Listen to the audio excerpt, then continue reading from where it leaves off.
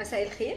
معاكم دكتورة سارة زيتون، استشاري جراحات أورام الثدي التجميلية، وهنتكلم في الحلقة دي عن موضوع مهم جدا وإشاعة أو خرافة مشهورة جدا عن موضوع الثدي، إن احنا لو أخدنا عينة من الثدي بالإبرة قبل ما نخش الجراحة دي بتساعد على انتشار الورم.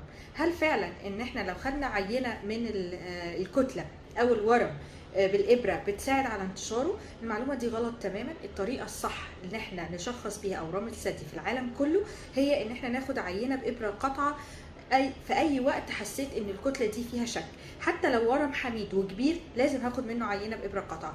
لو شكيت ان هو ورم خبيث قبل ما اعمل اي جراحه او قبل ما اعمل اي تدخل علاجي لازم اخد عينه بابره قطعه، لان العينه دي هي الوسيله الصح للتشخيص، هي اللي بتحدد النوع والدرجه والهرمونات بتاعه الورم، وبالتالي بتخليني اعمل الخطه العلاجيه الصح. لان في انواع من الاورام بتبدا بالعلاج الاول بالجلسات الكيماويه